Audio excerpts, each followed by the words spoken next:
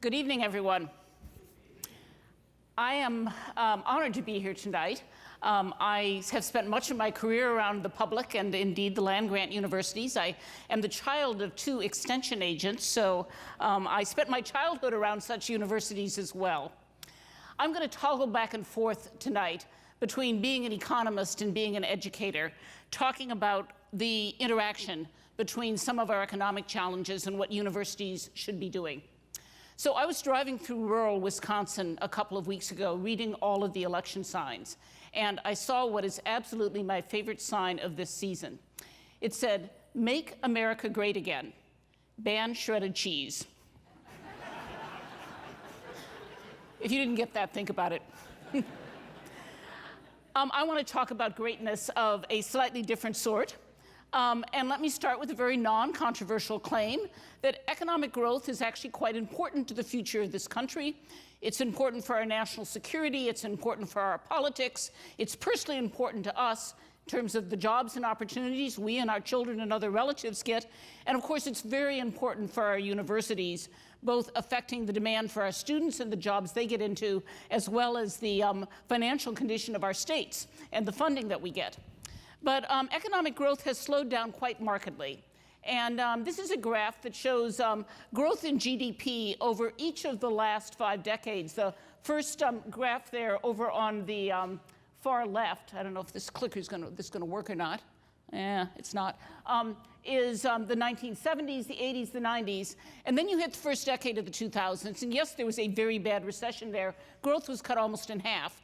But even in this next decade, 2011 through 2017, where we've had an extended recovery, growth is still extremely slow. So challenge number one for our economy, in part, is how do we speed up economic growth? Now, I'm going to claim that there is no institution in America that is more important to economic growth than the public research university. Research universities are, in some ways, the engine and absolutely central to what happens to the long-term economic future of the country for 2 specific reasons. If you're identifying the things that are crucial to economic growth, number one is the number of highly skilled workers. In a global economy, the number of skilled workers determines your ability to draw high productivity, high skilled firms into your country and to keep them there. And number two, long-term innovation. If you actually decompose economic growth, the largest component is innovations in management practices, in technology. Now, once you say that, there's only one institution in America that does both of those things, and that, of course, are our universities, which both delivers skilled labor and skilled workers at the same time that they're absolutely central to the long-term innovation that keeps America on the very frontier of discovery and of new ideas. Now, the public universities are particularly important to this, and I'll give you an example from the AAU, which, as you all know, are the 60, by large, the biggest research universities. They're almost equally split between the publics and the privates. But if you look within those groups, equal numbers, of all the undergraduate degrees awarded by the AAU, 82% come from the public universities. Of all the PhDs awarded in the AAU, about 2/3 come from the public universities. And of all the federal research dollars that go to those universities, almost 60% go to the public universities. And that doesn't count any of the other research schools that are sitting out here that are also public schools. We've increasingly come to recognize, however, that if one challenge to the university is how do we help this nation speed up its economic growth process, there is a second challenge. Economic growth by itself is not the only important metric. We want the benefits of growth to be spread widely throughout the population.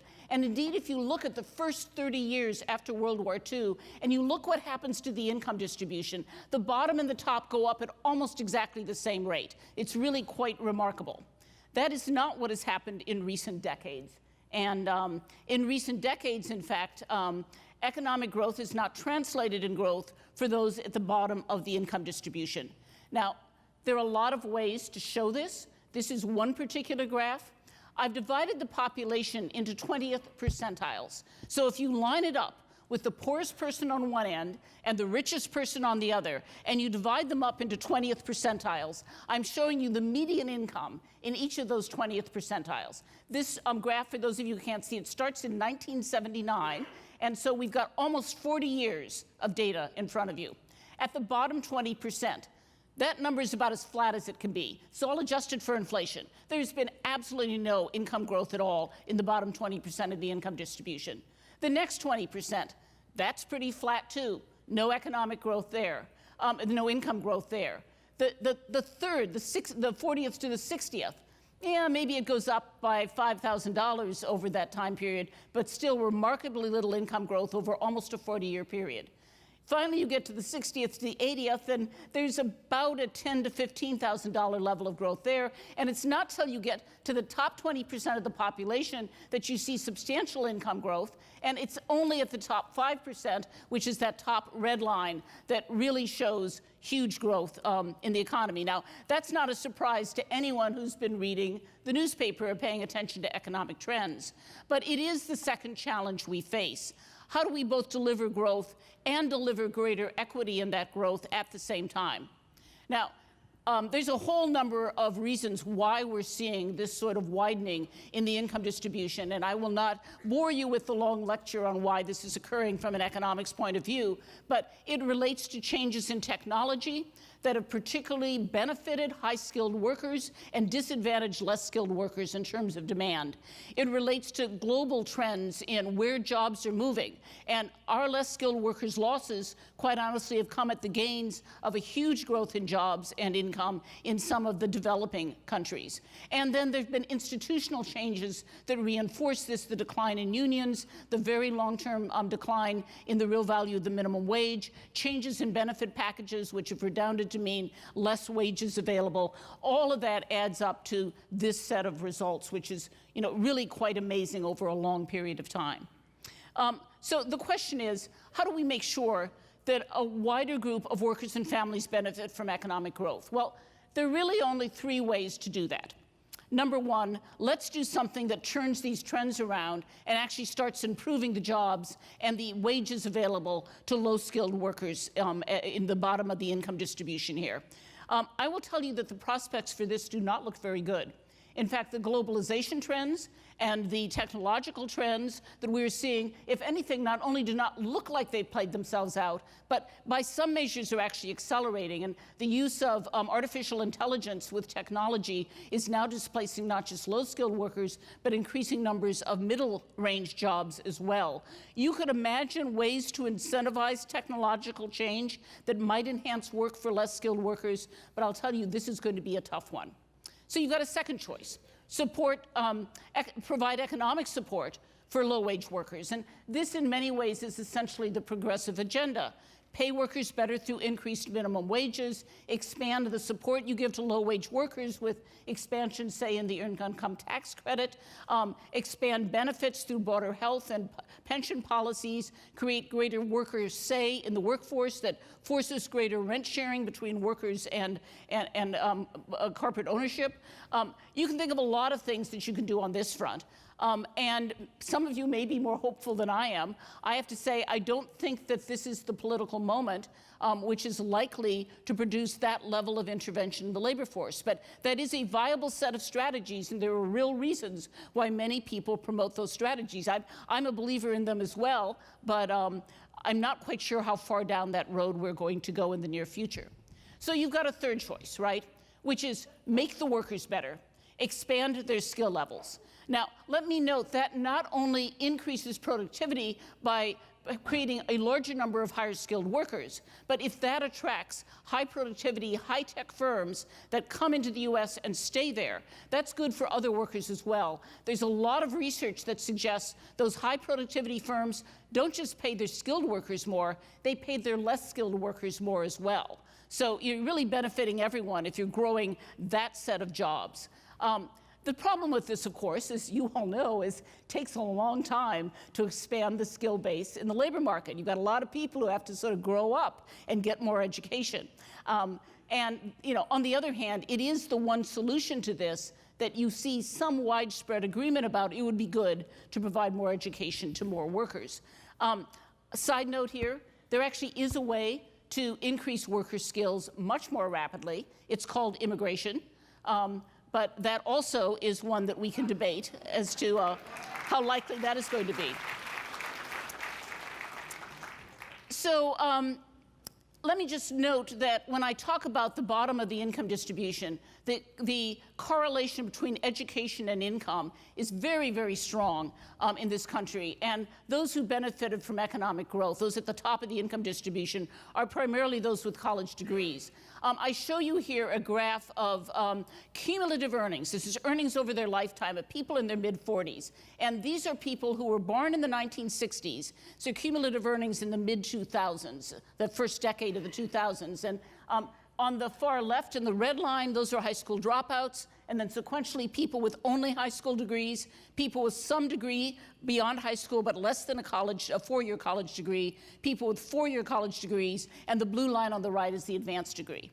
Now, you can see a very strong correlation here between education and income, and note, the people with college degrees, and particularly advanced degrees, this is cumulative earnings. Look at that gain, even given the fact that they were out of the workforce for between 4 to 8 years longer than the people with less education because they were in school, right? It's amazing what that correlation looks like, even by the mid-40s. But what's particularly striking to me is how this graph has changed. So this is what this graph looked like for people 20 years older. To the left now, you see people born in the 1940s as to what their cumulative earnings looked like in the 80s. And yes, there's clearly still a return to education out of this, but it's nothing like what we've seen. That correlation between education and earnings has pulled apart and greatly expanded. And so the argument that by basically bringing more people into these higher education categories, you will have more of an effect on earnings and on economic growth becomes stronger.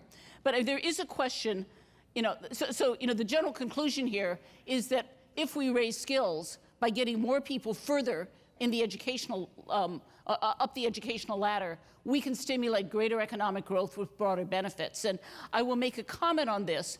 A lot of people say, well, yeah, you make that argument, but what about those marginal students? Maybe everyone who's currently going to college are the only ones who ought to go. The next group that comes, you won't have any effect on them. They just can't quite make it in college. We have a lot of research on that, actually, on the marginal students. And it's a growing set of research that suggests even for the marginal students, college pays a lot. It doesn't pay as much as for the students, who are maybe further up the ability skill distribution. But there's been these wonderful research projects that look at, say, students who flunk out in terms of their Ds, Fs, dropouts, incomplete courses, and compare those who are really close to the flunking, to the school dismissal line, they're basically kicked out of school, to those who are just above it, right? And for those who are just above that line and those who are just below the line, one group gets kicked out, one doesn't. Big long-term differences in how they perform over time. Real interesting research that really suggests that not only is college more valuable than it has ever been for the average student going to college, but even for more marginal students, those who we could bring into college if we knew how, the college returns are significant. But let me just note quickly, this, of course, is not just a story about, I went the wrong way there, not just a story about income and education, it's also a story about race and about ethnicity. You all know that. I don't need to belabor the point. Here I show you for whites, blacks, and Hispanics what their degree completion looks like. The majority of young whites, 53%, have some post-high school training, whereas only 33% of young African Americans have a post-high school degree, and only 29% of young Hispanics. So if you're going to do things that are of greater equity, these are particularly populations that you will need to target. You all know that. So key point here. It is not just entry into higher education that is the problem. It is completion. And there's a recent report on undergraduate education by the American Academy of Arts and Sciences that notes that in recent years, over 90% of high school graduates enroll in some form of a higher educational institution. The problem is completion. Of those who enroll in four-year schools, only 60% will complete, and of those who enroll in two-year schools, only 30% will complete. And those numbers are markedly worse among students of color. Choice of school is linked to completion rates. Many of you know that, because where students go matters. Students are affected by their environments, they're affected by their peers. And equivalent students, there's great research on this as well, equivalent students who attend schools with higher graduation rates, guess what? They graduate at a higher rate as well. So, given this, I'm not going to talk about getting students into college. You all know a lot about that. You're working on pipeline programs. You're working on partnerships with K-12 schools. But let me just close by saying a few words about completion, and particularly completion for lower income, first generation, and students of color.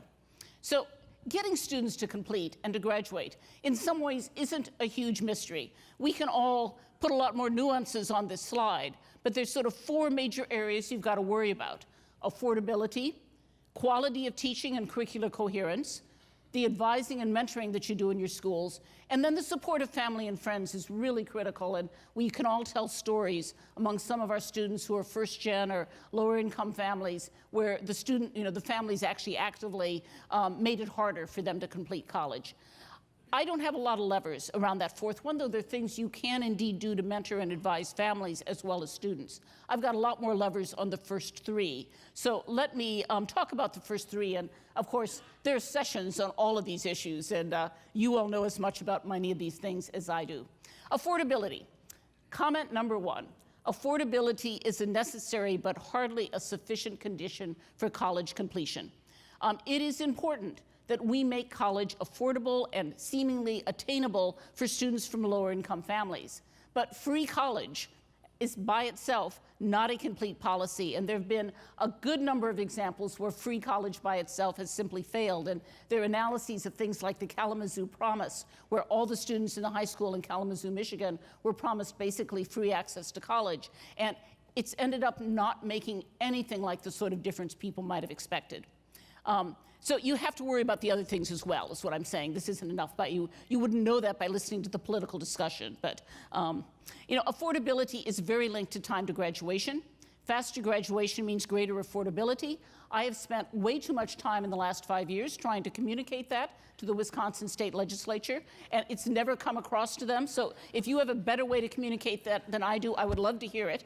By saving a few $100s over time, because you've got a tuition freeze, and if the result of that is larger classes, less available classes, longer time to graduation, you will pay far more by paying for an extra semester, much less an extra year of college, than you will possibly save through the tuition freeze. Time to graduation really matters here, and simple messages matter. We at Wisconsin are doing what many of you are doing elsewhere. We call it Bucky's Tuition Promise. Bucky Badger is our mascot. He and I do a lot of videos together. Bucky's Tuition Promise basically is a guarantee. If you're admitted to the University of Wisconsin-Madison and your family is in the bottom half of the income distribution, we will guarantee that you will have the scholarship money you need to basically pay for the first 4 years of all your tuition and fees.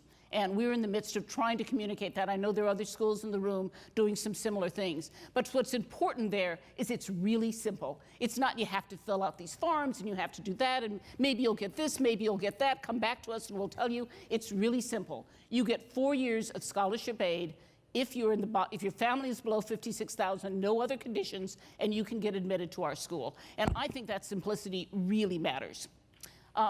Second issue.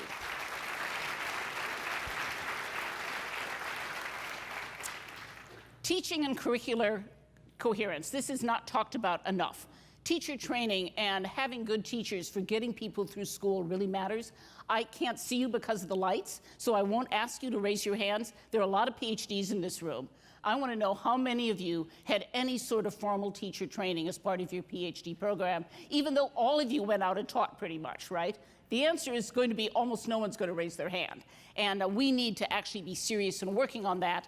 My other comment is curricular coherence matters. You need to communicate and have a clear and coherent pattern by which students progress for whatever their major is. When I first came to UW, one of the things we looked at was we looked at time to graduation by department, and we compared ourselves to our peers. And for every department that we took longer than our peers, we went to the chair and to the deans and said, what's going on here? And in many of those cases, the problems were curricular in terms of the sequence of courses students need to take and the way in which that was communicated.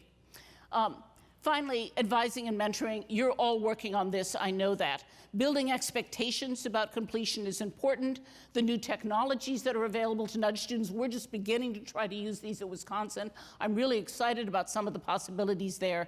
And of course, that means targeting extra help to low-income and first-gen students, and maybe some very specific things targeted to them with certain types of cultural coherence. Liberal arts colleges are particularly bad at this. You know, we all know how to advise engineers and how to advise teachers, but how do you advise people in chemistry and math and art history and English, none of whom are going to go into that field? And we're doing some really creative things now. We have a dean of our liberal arts college who's really created what I think is a first-rate advising process for our students. And if any of you want to know more about that, look up Success Works on the Wisconsin website. The new program that APLU is launching, the Transformation Clusters Initiative, is explicitly bringing groups of somewhat similar schools together to look at data, compare programs, and define best practices. And I'm very excited about this program, and I'm delighted APLU is doing that. Not helpful in any of this, state budget cuts, tuition freezes, or ongoing attacks on higher education by public leaders. I don't need to belabor these points. We all have things that we can do better on our campuses. We are all accountable to the citizens of our state for running efficient and effective institutions. But I will tell you that I find it both ironic and sad that at the moment when the returns to college are the highest that they have ever been, and at the moment when our country needs more of its population to be ready for skilled jobs than ever before, that the value of public universities and even the value of a college degree is at times under attack. Facing the two challenges that I started with, greater growth and more equitable growth, will only happen if we have the active commitment and the institutional success of every one of the institutions that are represented in this room. They need to not just survive and do well, they need to thrive and do well. So let me close with a note from one of my favorite American political figures, Daniel Patrick Moynihan. If you ask the question, how important are universities? Daniel Patrick Moynihan made the following comment. If you want to build a great city, and I would say a great nation as well, first you create a great university, and then you wait 100 years. Thank you very much.